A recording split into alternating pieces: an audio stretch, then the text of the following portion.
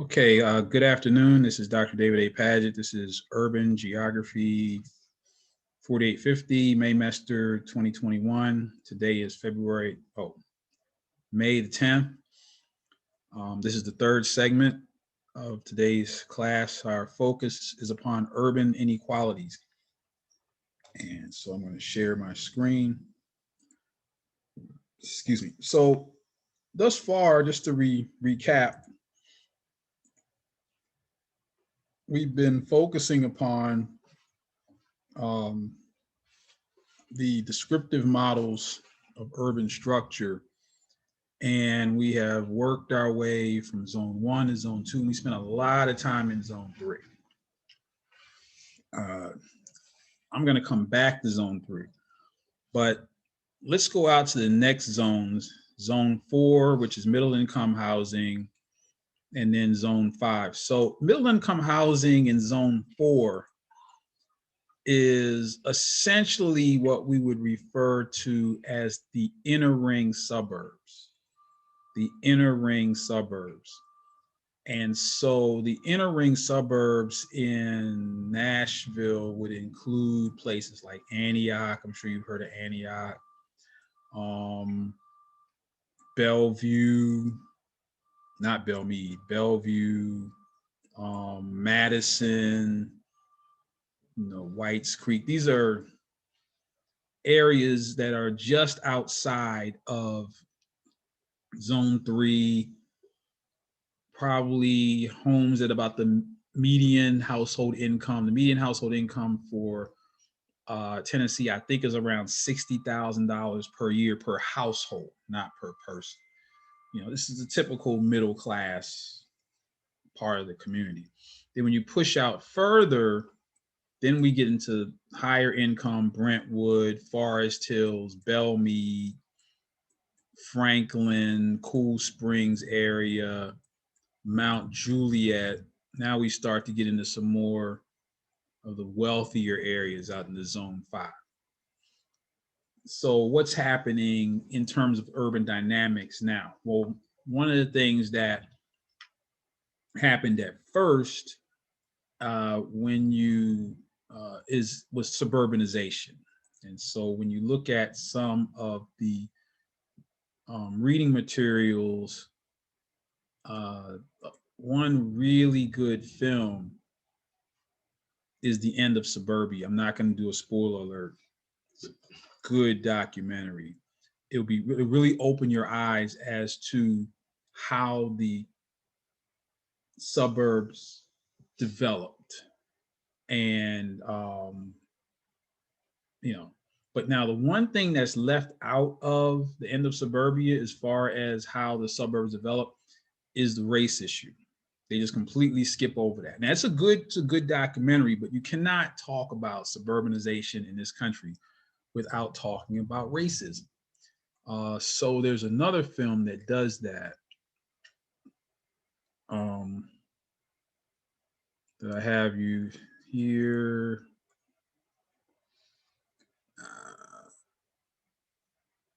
Let's see if I can find it here. Jeez.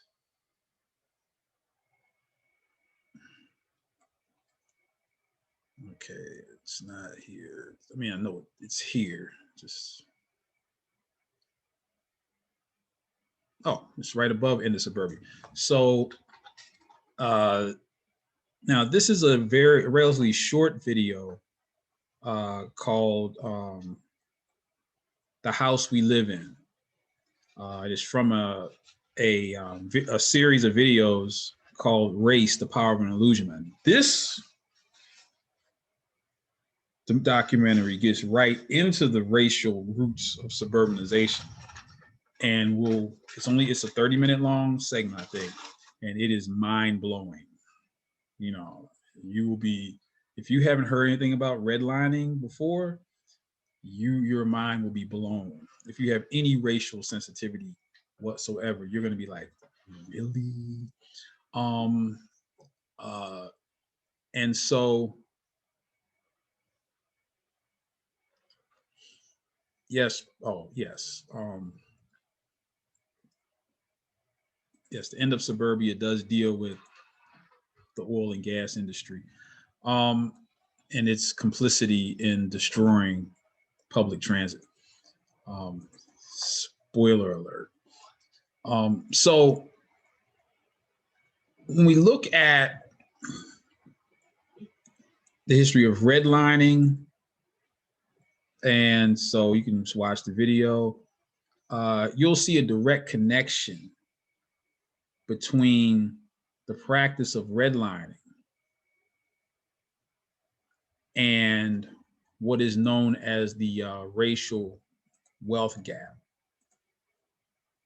Is a direct connection. Okay. So if you look at some of the articles that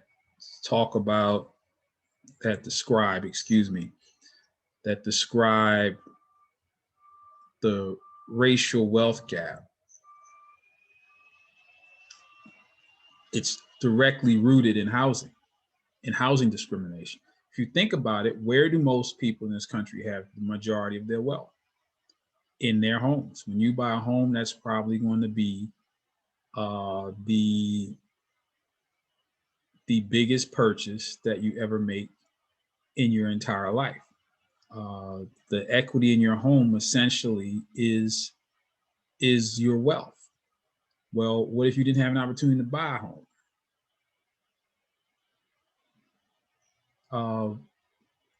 I'll throw this question out there. I know I've been talking all day today. What's the most common pathway to wealth in this country? How does it happen? What's the most common pathway to wealth in this country? See somebody who's wealthy, what's the most likely way that they became wealthy? The individual. I think they own a company, CEO of a big company. No. They inherited it. Excuse me? I said they inherited it. Inheritance. They didn't do anything. Somebody died, left them some money, right? That's the number one way. Even though we hear about pour yourself up by your bootstraps, you got to work hard. Yeah, maybe your grandfather worked hard or your grandmother worked hard. They die, leave something for you in the will, right? That's the number one way that people to wealth in this country, not working hard, inventing something. You know, people like Bill Gates and Jay-Z and Steve Jobs are rarities. You know, people who become billionaires off of some idea or their own work, that's no. Somebody dies and leaves you a bunch of money, right?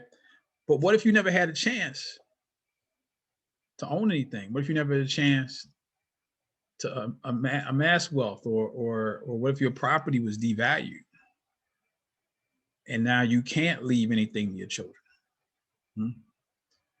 Yeah, I'm trying to find the best article on the racial wealth gap here.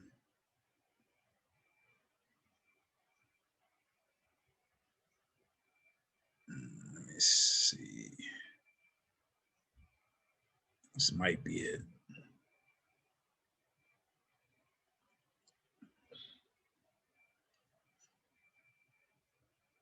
There's a graphic I'm looking for. Let me see if I can just pause recording for a moment. Okay, so remember I said that the roots of the racial wealth gap is from housing discrimination, redlining, racism in terms of home loaning. That's at the very roots. Of course, there's slavery, but really, there was a chance for a lot of that to be made right after the Second World War. There was a chance for a lot of the wrongs that were done, especially to African Americans in this country, to be made right after the Second World War. But it didn't happen. I don't want to give away all the juicy parts of the movie, right, or the documentaries. I want you to actually watch them. So let's look at this. This is a very interesting graph. So here is 1983. There was a recession. You all weren't around for that. The 80s recession was really, really, really bad. Okay. The 80s recession was so bad that there were no jobs. Like now, if you really wanted to, you can get a job at Walmart and McDonald's if you really wanted to. If that's what you wanted to do, you can get it. In the 80s, there were no jobs.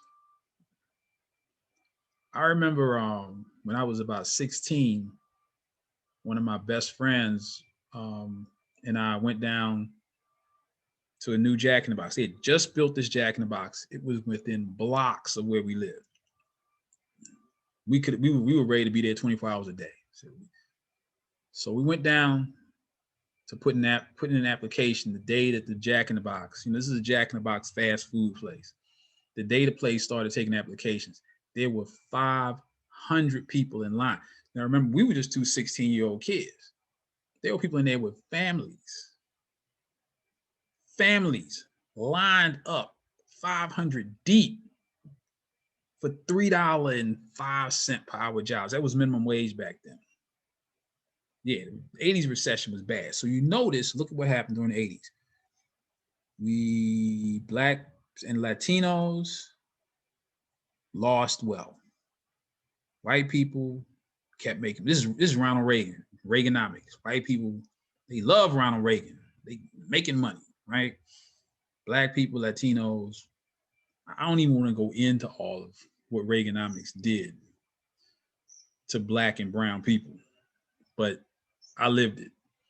And what was so bad about it is right when Black people and brown people started losing all these jobs during the 1980s, here comes crack cocaine, right? Unemployment among young people in the inner city at that time was as high as 75%. There were no jobs for young people. I had a job. There was a program called CETA. It was a federal program where young people were providing summer jobs working on environmental projects. President Reagan cut it out. First job I would ever had got cut by Ronald Reagan, right? Reaganomics was a lot like that Adam Smith theory. It's based in that theory, except Reagan called it the trickle-down theory. So what you do is you cut taxes to the rich, let people make as much money as they want if they're rich, cut their taxes, and then the wealth will trickle down to the poor. Turns out they were wrong. Right? Wealthy people just hoarded the money. Everybody else got broke and broker, right? Then the 90s came along. President Clinton came into office. The Cold War ended. And so there was a period of prosperity. Now, if you notice, from about 1990 to 2000, notice Black people, this was the most prosperous time in the nation's history for Black people. That's why a lot of Black people loved the 90s. We had jobs. We were starting businesses. Black people started to make big gains. I mean, still, we weren't keeping up with white people, but we were doing better. Then along comes George Bush, the second George Bush, and we start going downhill and more downhill and more downhill with Bush's policies. Don't even get me started. Okay, I'll just say this. Anytime the Republicans have been in office, there's been a recession. Go back and look at the history. There's always a recession. Why is that? Because they cut taxes to the wealthy and they eliminate social programs to middle and low income people at the same time. Think about that. If you have an economic system that's 70% based on on consumer spending, our economy runs on consumer spending. 70% of our economy is based on people having the ability to spend money. What happens if people have no money? What happens if the majority of the middle class has no money? They can't buy anything. if you have an economy that's 70% depend upon people engaging in commerce by purchasing goods and services, and they don't have any money because you cut all the social programs, you cut off scholarships to college, you cut off job programs, you cut off everything that would help middle and low income people get a leg up. Now they don't have any money. The bulk of the people in the country are middle class, and you cut them off. Rich people got all the money. What do you think is going to happen? Nobody can buy homes. Nobody can buy cars. Nobody can go on trips. The economy collapses. So that's exactly what happened in 2009 under the Bush administration. It crashed. Well, by then, that's what President Obama inherited, right? The thing collapsed under Bush and crashed. That's why President Obama had to put the stimulus in place. He had to put some money back in the hands of the people. Now, conservatives see that as a handout. Socialism, right? But anyway, so we had a nice run, Black folks. You know, we were doing pretty well. And then, you know, then the Great Recession hit. And now the recession hurt everybody. Here's white people. They lost wealth. They went down. White people lost a lot of wealth. Black and brown people just went completely broke. And notice that that is not even expected. There's not expected to be any recovery past 2024. Now look, the white people, they hurting, but they're coming back. They're not going to be back where they were before the recession. But they're coming back in terms of wealth. They're coming back in terms of jobs. Look at Black and brown people. People talk about the Great Recession as it was in the past. It's not over for Black and brown people. And now you put on top of that this COVID situation. This is a disaster of immense proportions. This is a generational disaster economically for Black and brown people. You don't even realize how bad it is. Maybe you do. But when you see it on this graph, you can just see it clearly. So how were these whites able to rebound? Well, they already had some equity. They already had something on the balance sheet to begin with. Black and brown people, we started out disenfranchised and ended up completely disenfranchised, right? But the roots of this is in housing discrimination. And I don't want to be a spoiler alert, so I'll let you watch the documentaries and we can talk about it on Thursday. So you should watch, definitely, definitely read this article or peruse this article. Now, this article really gets into the nitty-gritty of how in the past few years, poverty has shifted to those inner ring suburbs, right? So we had this mass movement of people from into the suburbs after the 1960s.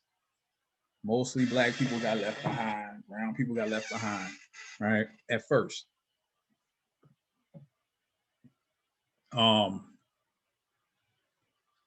Then a few upperly mobile Black people got enough money to move into the inner ring suburbs, like Antioch, Bordeaux.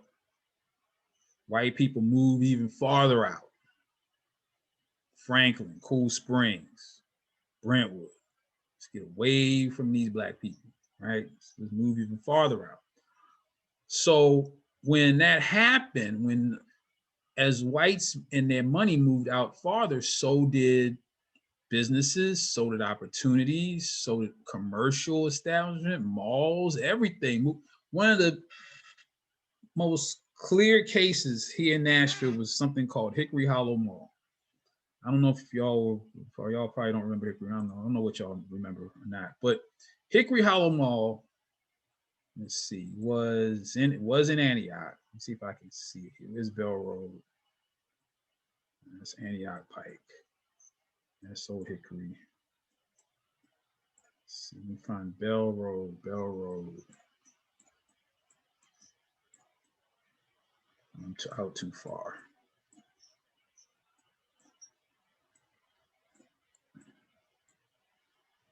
Okay, that's okay, let's see, we keep going here.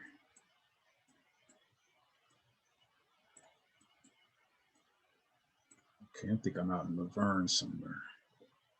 Oh, that's Waldron. Burkett. Let me go back to the map.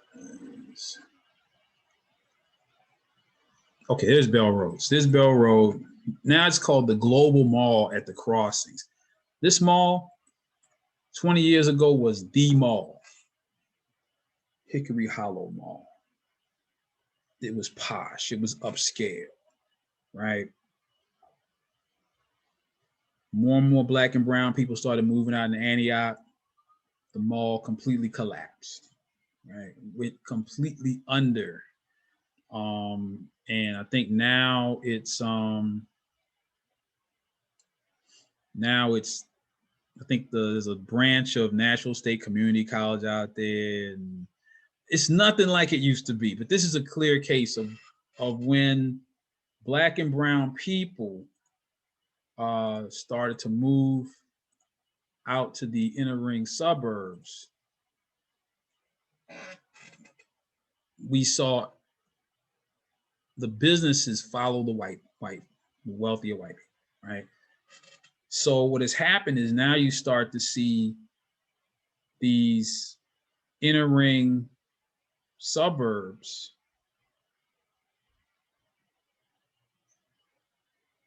become pockets of poverty. While we're now seeing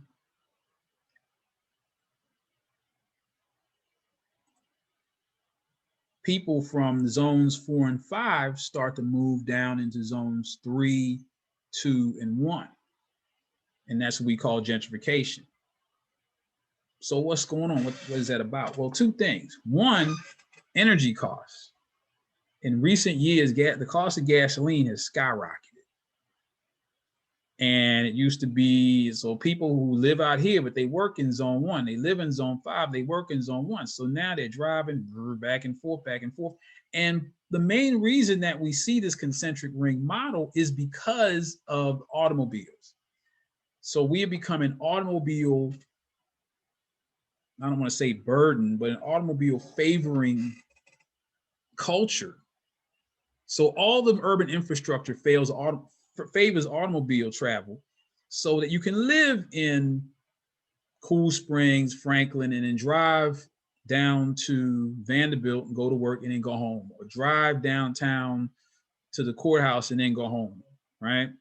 Every day, back and forth, 30, 40 miles, 80-mile round trip.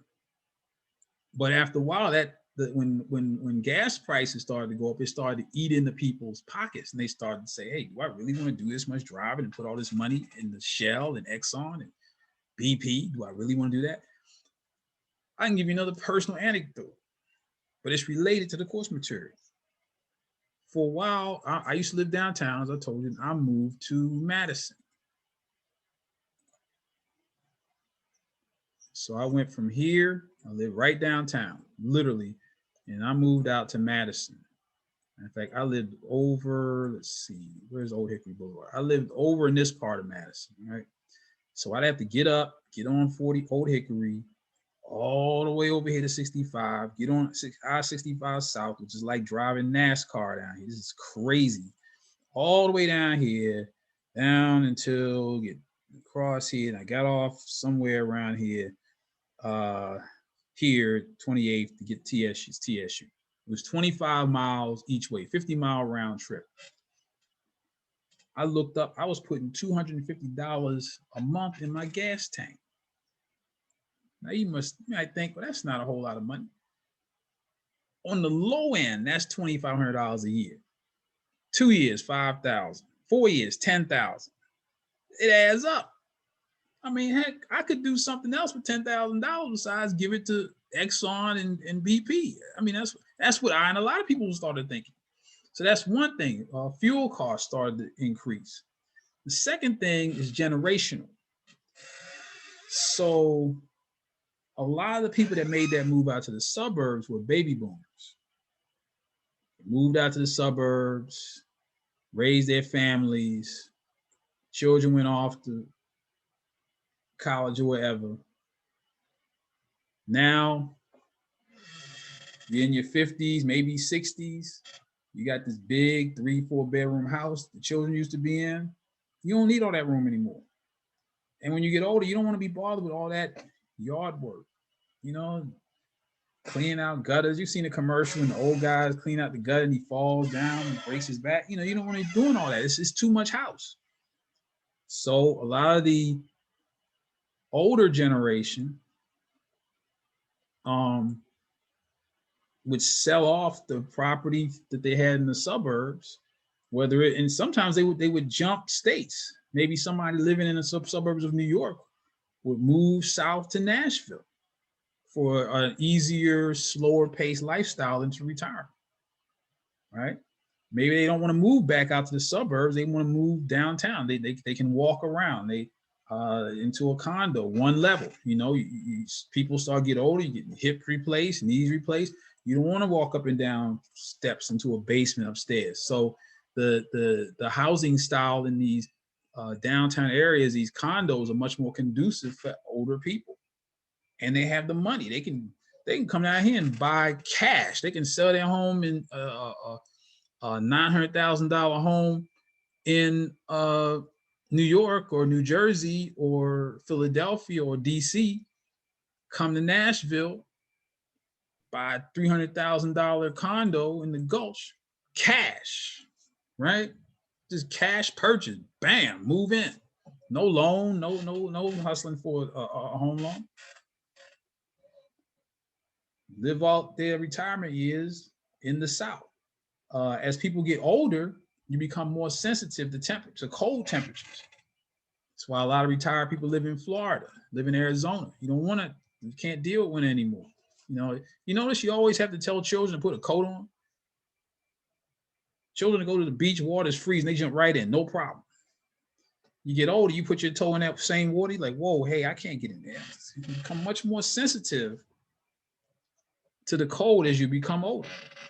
So there are a variety of reasons why we're starting to see this infiltration or gentrification into zones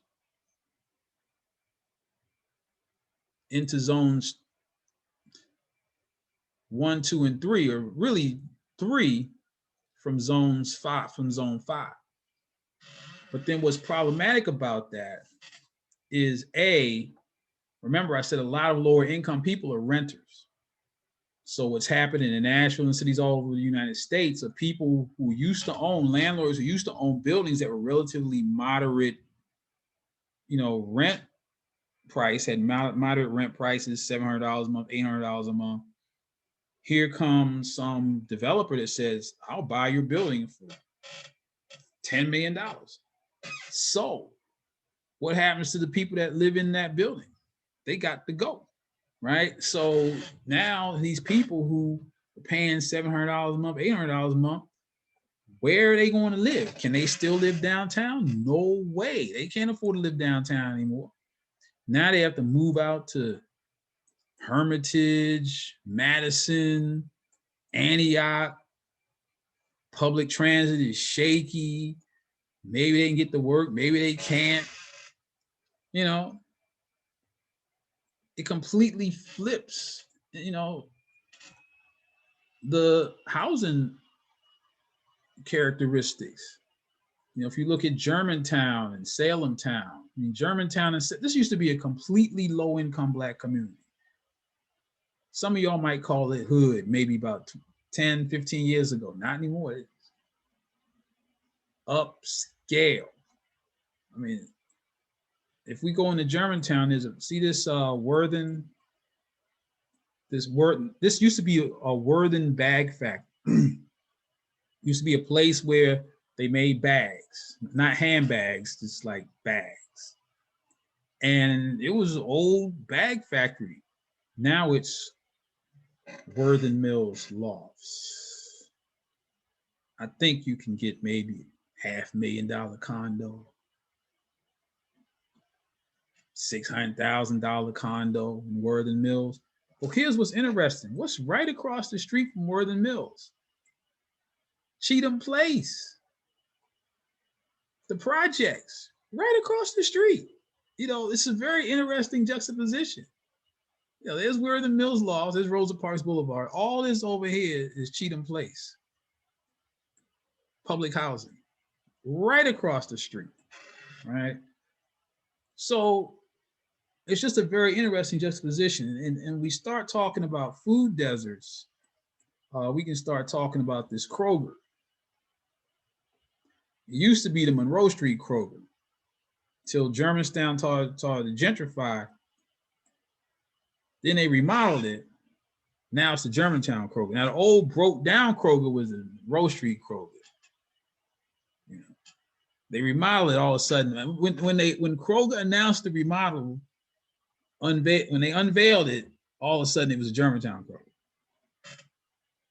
So you people in the projects over here, you get the old Kroger.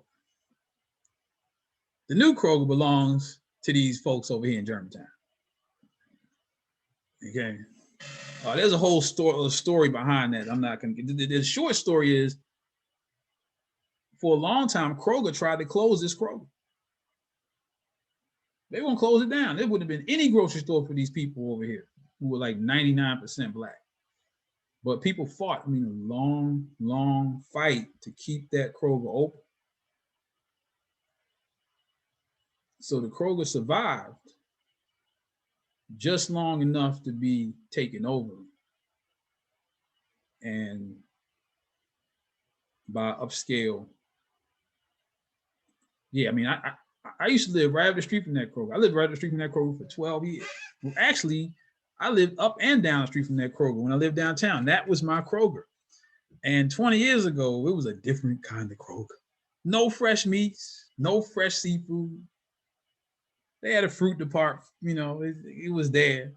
And the service, look, I don't even want to get into the service. Like, okay, I'll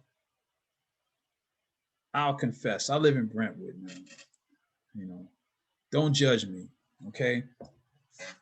But we have a Kroger in Brentwood, right? I'll go into Brentwood Kroger, ring up an item. Maybe the item was, maybe it's chicken, right? Maybe the chicken was 99 cents, supposed to be 99 cents a pound. It rings up $1.69 a pound. I tell the guy over there, hey, excuse me, sir, this is ringing up wrong. How much is it? How much is it? It says 99 cents back there. No questions asked. 99 cents, I'm out of the store.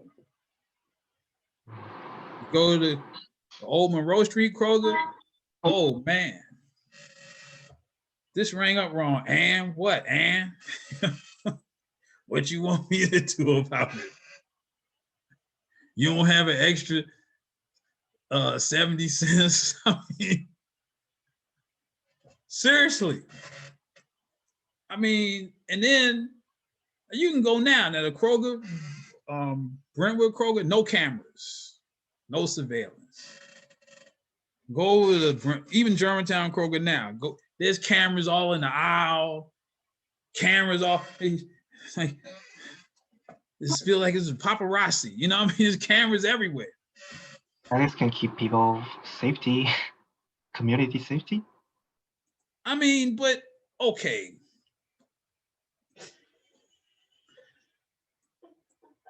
As if people don't steal out here in Brentwood, right?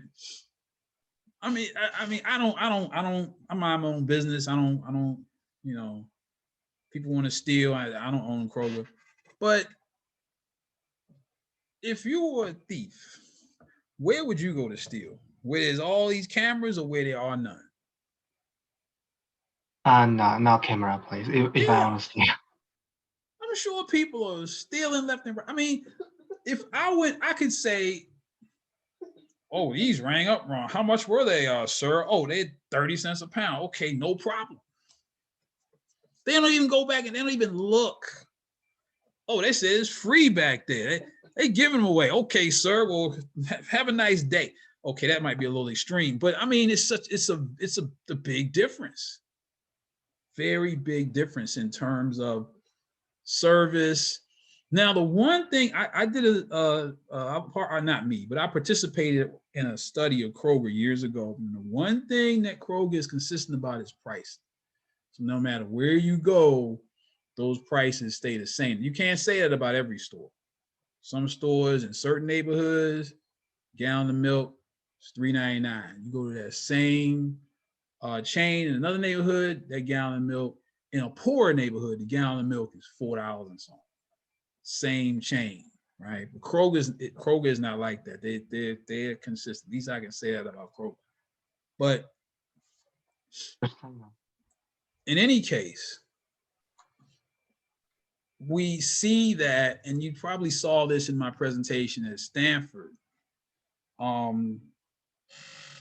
that unfortunately, when these Zone 3 communities are in their original state, they don't have grocery stores. They don't have banks. They have check cash in places. They have advance.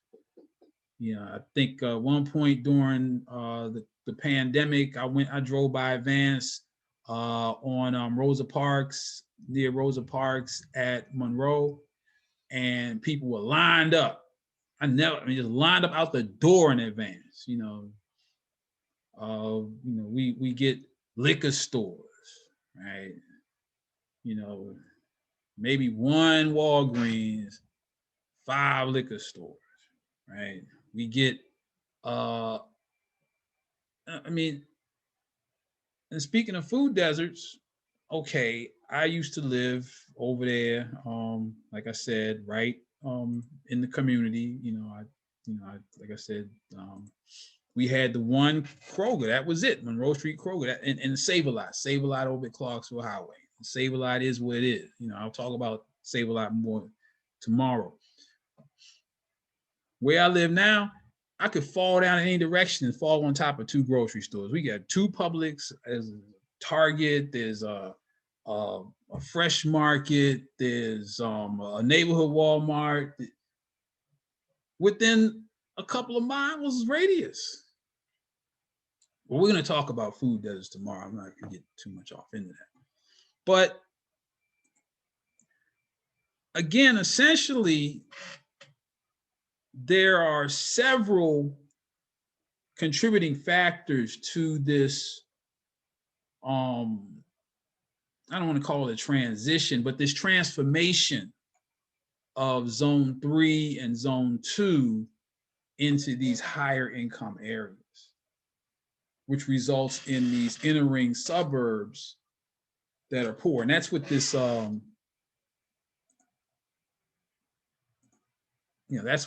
that's what this article is about. This is maybe you don't find this stuff exciting, but this is a really good article if you read it. And you kind of have to, but if you really read it, it's really is telling. And like I said, we'll discuss it in more detail. But you can see that in some of these cities, as you go over time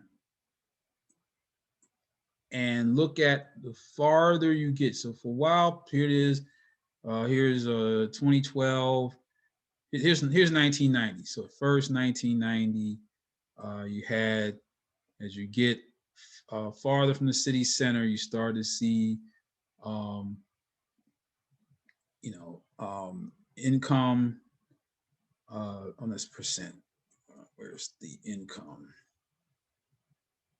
Okay, per capita income. So here is 1990. So in 1990, you're in a ring, Zone 3, 1990 is down around $20,000 a year. And then as you get a little farther, and here's the inner ring suburbs in 1990, a little bit. Well, then you get farther out, 20, 25 miles, and you really kind of get a dispersion as you get into the more rural areas. You know, you have kind of a drop off in per capita income, right? That was in 1990. Now look at 2020. Now by 2012, same city, Charlotte, North Carolina, the downtown urban core per capita income has more than doubled. This is a graphical view of gentrification. And then when you start to get farther out, now here are the inner ring suburbs that used to be where people went that had a little bit of money, middle class, they're poor. It's completely flipped. And then when you get farther out into the exurbs, now you see it pick up into rural areas. So you see this complete reversal of wealth along that line from urban core to suburbs over time.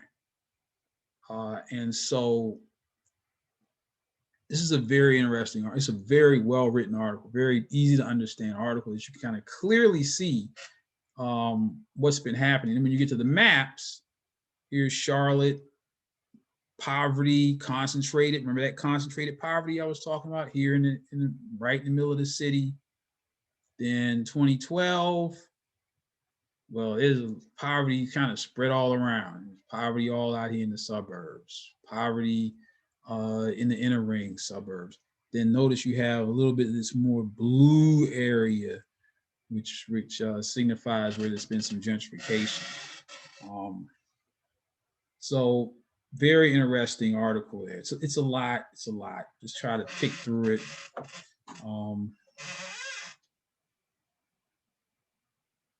So what I wanted to, get into today really was just taking a look at these various sectors of the typical urban pattern for cities in the United States. The second pattern that's very common to United States cities is the which is the multi-nuclei model. So a multi-nuclei model would be a city like Atlanta, big city like Atlanta or Los Angeles, California, that has several, like Los Angeles proper, then maybe there's Burbank, and then maybe there's Orange County, or Atlanta, you have, downtown Atlanta, then you have the Buckhead, and then there's, Decatur, and then, so there's just these different satellite urban core areas, if you will, as opposed just to having one. Nashville isn't quite that big yet. You have like Nashville, Austin, Texas, Columbus, Ohio. Cities in that realm are usually more along the lines of the traditional concentric zone model. So the last thing I wanted to talk about here, even though I've talked about it before, but I don't think I really need to emphasize that you can't figure out for yourselves, is this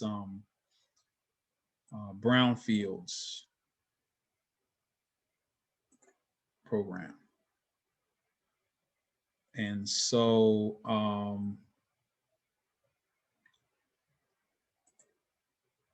and this is the last of the efforts to revitalize urban land, to take land that had fallen into disrepair and decay and turn into something productive, whether it be usually commercial or recreational, not necessarily residential, maybe in some rare cases.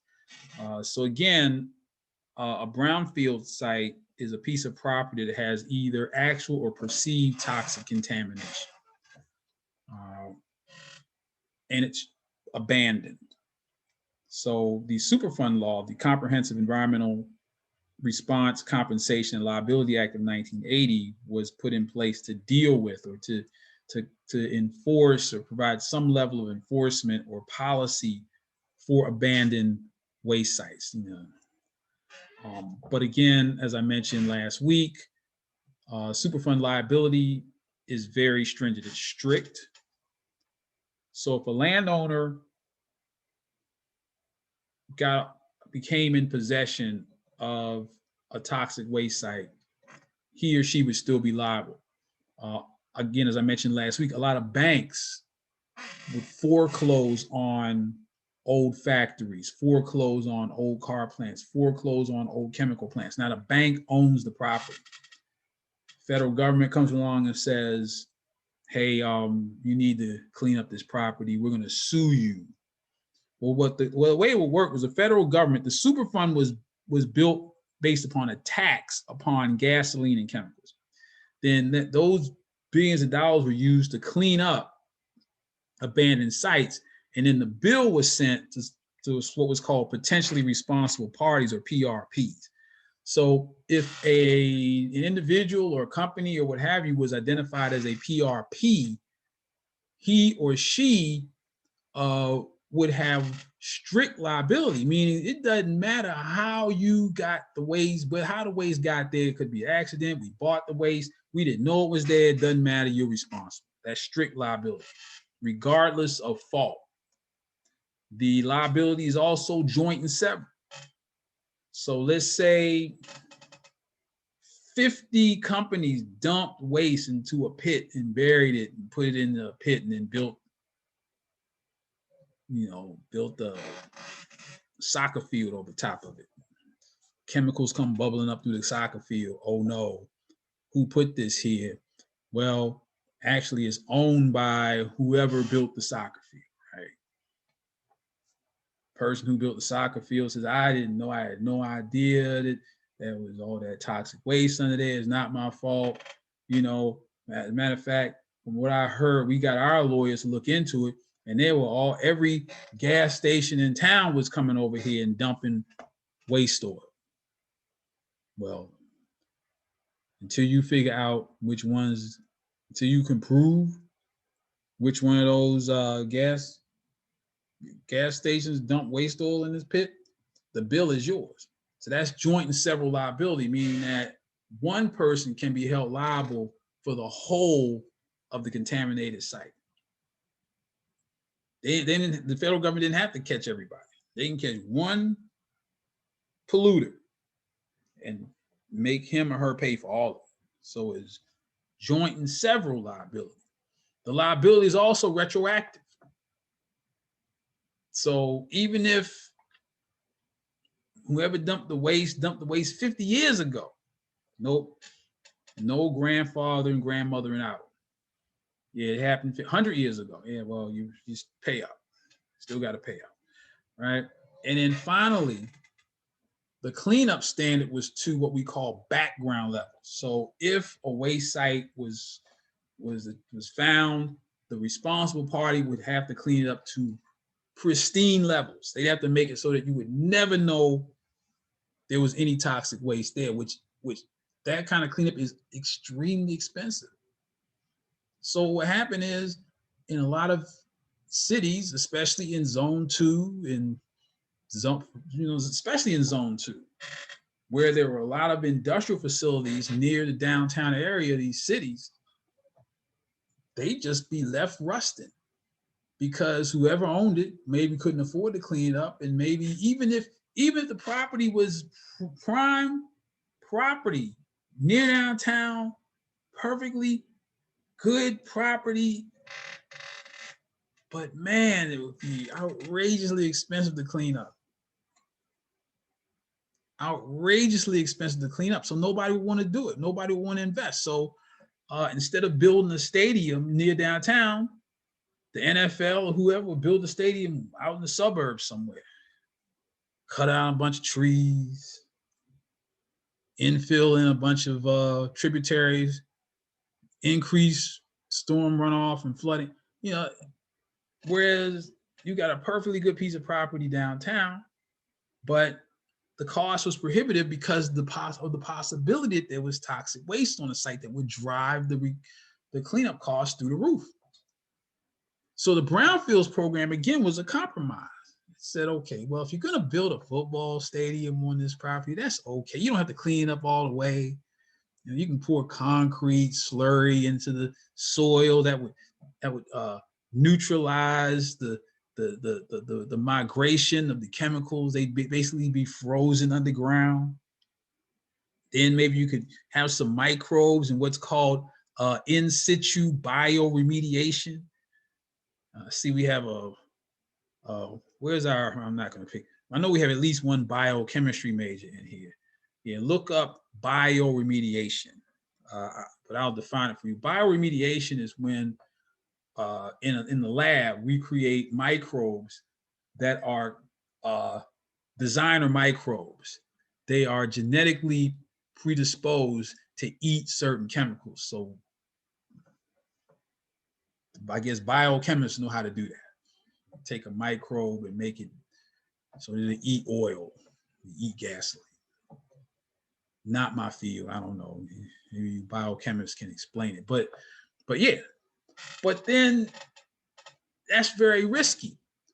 So you have these microbes kind of eat the toxins away, as opposed to putting it all in trucks and shipping it thousands of miles or hundreds of miles away to a proper waste facility, which is extraordinarily expensive. But the in situ bioremediation process can be done for a lot less money. And then you add that, some other tax incentives, then yeah, maybe somebody will come in and build a stadium. And that's what happened in Baltimore. That's how Camden Yards got built. The Titan Stadium in Nashville, that was a brownfield site. Now you have a sports stadium. The team that plays in Charlotte, darn it. Anyway, Charlotte, North Carolina's football, Carolina Panthers. The Carolina Panthers Stadium was built on a brownfield site. So instead of having a rusting, nasty piece of property, now you have a nice stadium. Once the stadium is built, other businesses come on the periphery to serve the fans. Then you get residential property and all that, and the whole area is transformed. And so that's how the brownfields program works. There are a few issues with the brownfields program. For instance, in some cases, if it wasn't a football stadium, if it was some other commercial development, if that neighborhood was low income, such as the Buzzard Point neighborhood in Washington, D.C., in some cases, people would not be hired. I don't know if you all remember, but when I gave my presentation at Stanford, I did talk about some work I did in the Buzzard Point community in Washington, D.C. And what was really interesting,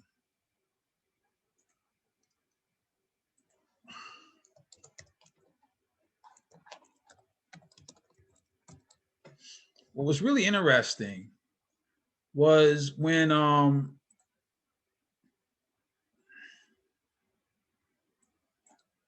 okay, so here's Buzzard Point. I think you can see there's the soccer stadium.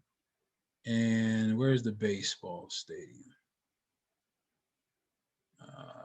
Let's see. Where's the baseball? Where's the there's the Nationals Park. So you've got this soccer stadium, baseball stadium. All in here is like public housing. This is Buzzard Point. All in here is public housing.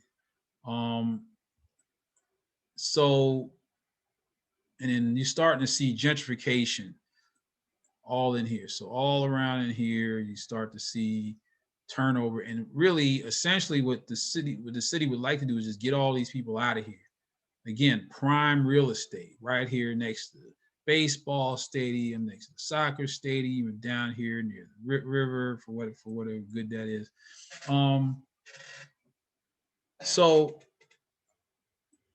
when I talk to the people in the neighborhood, I assume that when we did the asset mapping, I assumed that they would see these two ball fields as a blight, as a bad thing. But they said, oh no, that's an asset, because a lot of them had seasonal employment there. You know, a lot of their children, if you're 15, 16, maybe you're 16 years old, yeah, you can go get a job at a concession stand at Nationals Park. You know, gives the children something to do instead of running out in the streets getting in trouble. So the people, the parents saw these as assets, which was interesting. But I'm fairly sure, given the area, the low-income housing, that these were, I'm almost certain that these were brownfield sites that were developed into these sports stadiums. But the problem is, and this is what I call green gentrification, is when these, what used to be probably brownfield sites, are developed into these nice ball fields, all of a sudden the property value around here goes up. And now we start to see these people get displaced. I mean, actively, aggressively displaced. How do they get displaced? Again, if they're renters, building can be sold right from under them. If they happen to be owners, property tax goes up as their housing value goes up, and now they can't afford the property tax, lose their home. Or sometimes you have people who are on fixed income and elderly, and maybe somebody comes by and says, I'll give you $90,000 for your house right now, cash. Open up briefcase. Okay, I'll take the cash, not realizing that house is actually worth $250,000. So that has happening in Nashville right now. I mean, there's a whole movement in Nashville. Let me see if I can find it.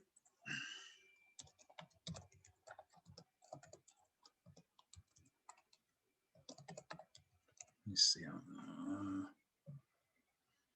Anyway, yeah, there's this whole movement last year. This was after the tornado.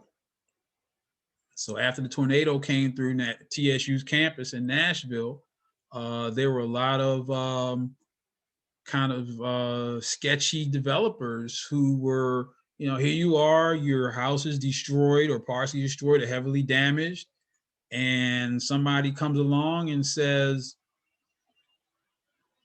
here's $75,000 cash money for your house. And people might take it, right? No, do I have to? No, you don't even have to clean up. Just we'll take care of that. We'll move you out. Here's a check for $75,000. The next day, sell that property for $200,000. The next day, completely ripping people off and disenfranchising them. So there was a movement, this do not sell movement,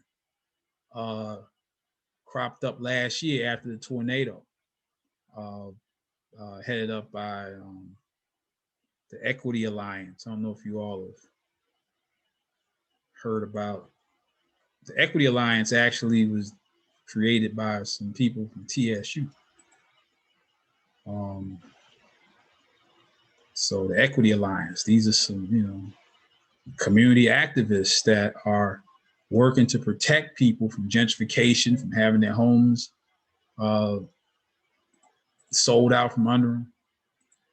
You know, they do a lot of good work, but it mostly came from people from Tennessee State University, which should come as no surprise, really, given our history, freedom riders, et cetera, et cetera. Yeah, given our history, put this in the chat.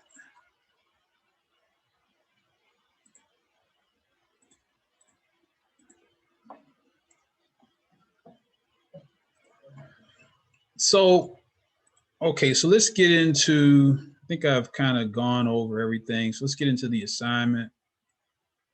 Your mission, should you choose to accept it. So you have your writing assignment is the assignment 3.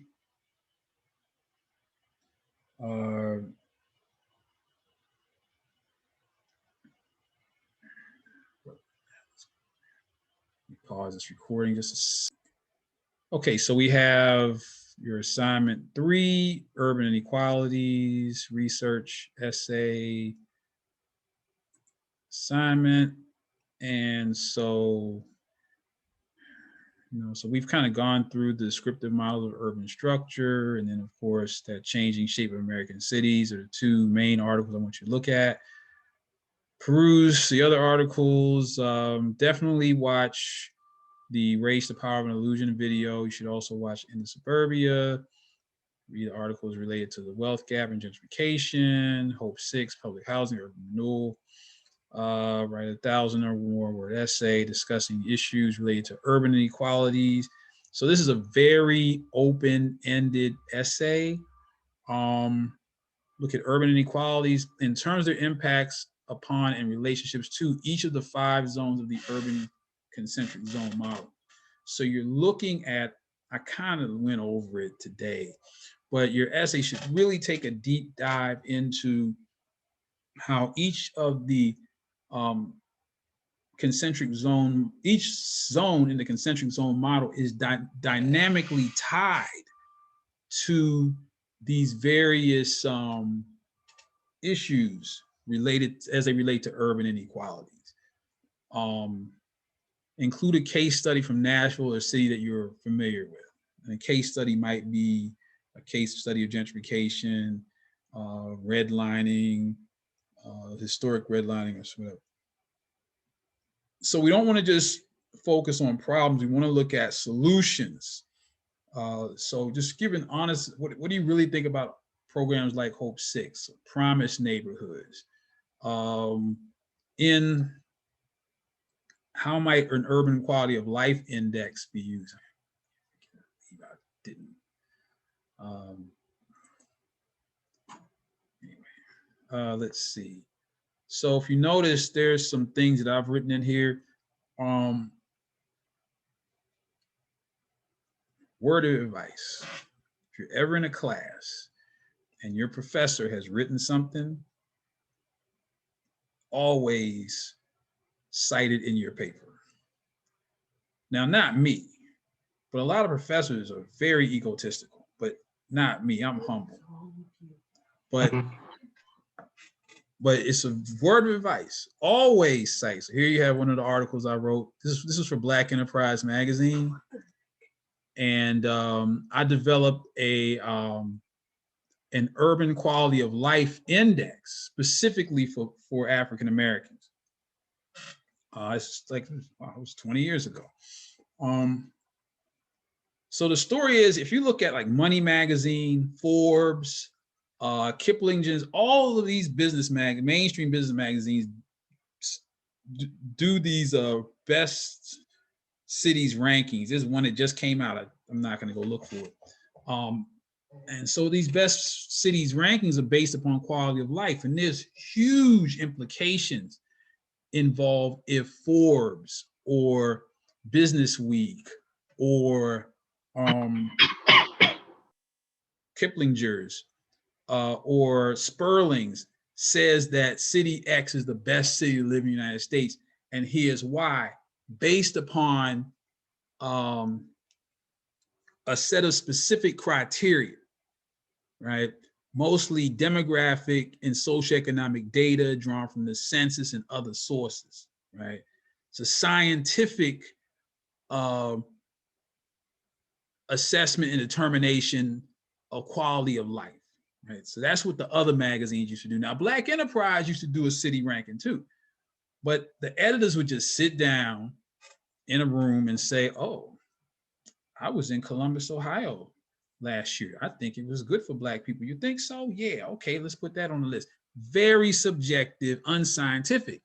So I wrote a letter to the editor of Black Enterprise magazine, and I said, why don't you all use a much more scientific process for determining what cities are ranked best for Black people? This is Black Enterprise magazine. And the reason that I said that was because the other rankings would often have as the best city in America, Providence, Rhode Island, St. Paul, Minnesota, Seattle, Washington. What do all those cities have in common when it comes with regard to Black people?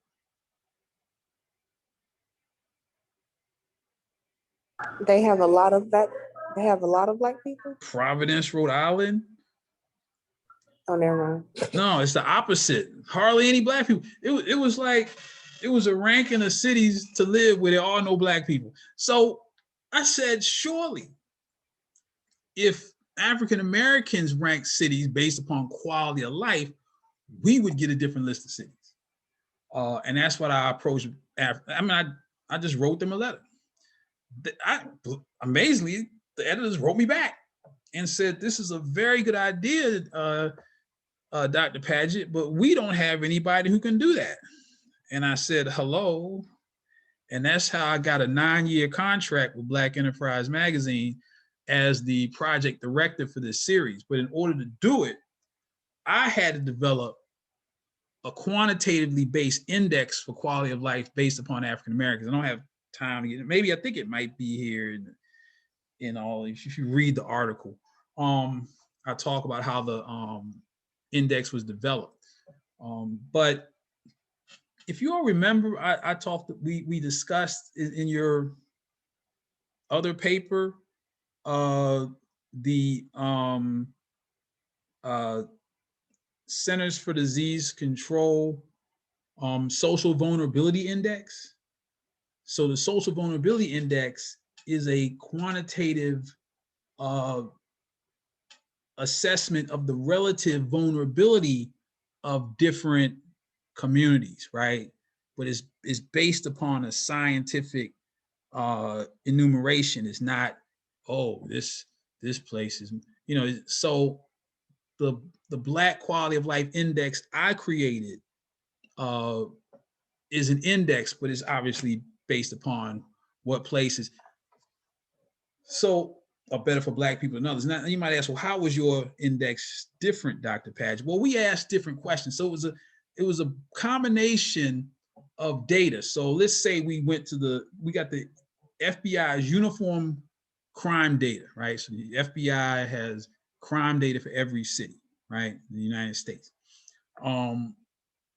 So let's say North Philadelphia was determined to be one of the most dangerous places, statistically speaking, in terms of crime, but let's say violent crime. Well, that's not just North Philadelphia, just Philadelphia, period.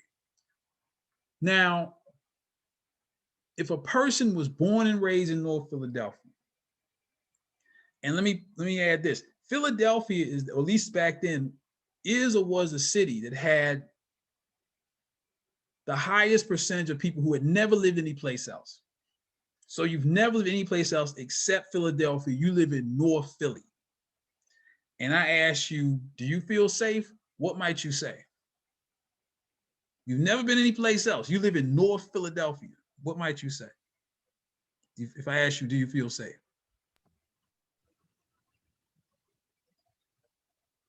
No. Wait, you've never been any place else. Yeah, they probably say yes if they only used to where they live. Say, yeah, I'm good. It's cool, But now, if you were to go to North, I don't know, maybe it's gentrified, but I'm from Baltimore. There aren't a whole lot of places that make me nervous, right? Southside Chicago, yeah, that's kind of scary. Gary, Indiana, yeah. Watts, yeah, I got a little nervous there. But, and North Philadelphia, I mean, and I'm from Baltimore. Baltimore is, The Wire, Homicide. We don't get good movies about my city. The Corner. I got out the car from North Philly. I was like, whoa, I got to get ready. I mean, people tried me as soon as I got out of my car. Here's what I mean by trying you. You get out of your car, it's like, yo, what's up? What's up? Now, if you get out of the car and you look scared, oh, you're going to get robbed right there. Broad daylight. So somebody comes at you, yo, what's up? Yeah, where, what? Yeah, what? Yeah, what's up? Then they just back up. Then they, oh, okay, I don't want to mess with it. So, yeah, but if you've lived in a place like that all your life, you've never been any place else, you might think that having 5 or 6 shootings a night is normal. That's okay. Well, it's only 5 or 6 tonight. Nobody got hit, right? But if you're from someplace else, you're like, oh my God, this is ridiculous. And then if you look at the crime data clearly it's dangerous, right? So that's why we had to balance the qualitative interpretation or perspective of individuals against the real data. Let's take a city like Memphis, Tennessee, right? Now, usually you hear Memphis, Tennessee, you think first 48, you know, that sisters with the nails and the weave, the sergeant breaking those thugs down, you know, first 48, Memphis, North, right? You know, 3-6. You know, you think, you don't think anything good about Memphis, but Memphis ranked very high in terms of quality of life for 3 reasons. This is at that time. At that time, Memphis was the city that had the highest Black home ownership percentage in the United States. Memphis. Yeah. Memphis at the time had a mayor named Willie Harrington. Harrington did the same thing that Maynard Jackson did in Atlanta. He said that any city contract had to have at least 25% Black business involvement or he wouldn't sign it. One of the highest weighted criteria for the quality of life index or any quality of life, Black or white, is the opportunity to make money through business. So if you're in a city where you have a Black mayor that says, look, y'all are going to get paid, that's a good thing. That's why Atlanta became Hot Atlanta, Black Mecca, because you had mayors like Maynard Jackson, Andrew Young, that made sure that when that airport was built, Black people were on, right? Period, unapologetically, right? Unapologetically, right? So in terms of, and there's a whole other, I could go on. Dr. King's daughter, Bernice King, contacted me years ago. And she wanted me to take this methodology and create her father's, wanted me to quantify a definition for Dr. King's beloved community. I actually had the contract signed to do it. But if you all remember, that's when she got into that big argument with her brothers over Dr. King's Bible and his Nobel Peace Prize. And they went to court and everything, and it got messy, and then it got lost in the sauce. But yeah, so one way that we if you look at that methodology, now I'm not saying that I was the first, but now the Urban League has their opportunity index. They do the State of Black America. Then you have the Community Opportunity Index, the Opportunity Atlas. All of these are indexes for urban quality of life that came after I did my work. Now, I'm not saying that I was the first. I'm not saying it. So just take a look at some of my other work here on urban quality of life. This is the presentation I did at Stanford last week. This is a study I did on developing the Jefferson Street corridor without gentrification. It was called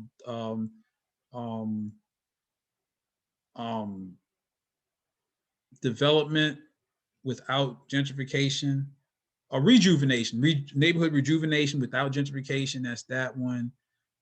Here's another paper I wrote years ago about how Nashville is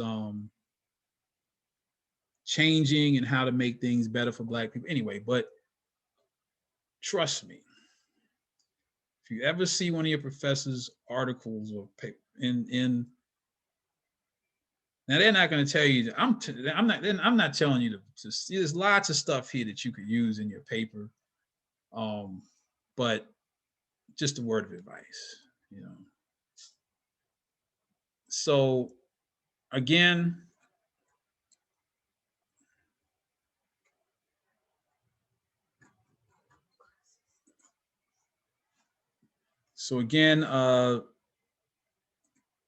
here's your assignment.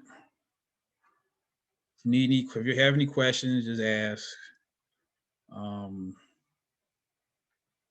Tomorrow, we'll talk about the food deserts mapping assignment. So we'll talk about food deserts tomorrow. So again, this won't be due until Wednesday at 11:59 p.m. During class on Wednesday, we'll have a discussion. So we'll kind of solidify your thoughts about it, about what you're doing. And like I said, it's very open-ended. It's a very open-ended assignment. Just follow the instructions, but there's a lot of articles, a lot of reading, but you don't have to click every single one of those pieces. Well, 5 of them, at least 5. Jeez. Okay, well, we're at time. Does anyone have any questions? No, sir. Pretty interesting class today. Know a lot of things. Okay, well, we aim to please. Okay, so that concludes the 3rd segment of today's class. Again, tomorrow we're going to talk about food deserts, and you'll get another assignment of using GIS. I might walk you through a little bit of that. It's the technical side of that assignment to get you started. It's not really hard technically. If again, some of you already have done some GIS, the assignment's up there. If you want to get started early, be my guest. And then we'll talk about that assignment as a group on Thursday. Also, I'll see where you all are with the group assignment.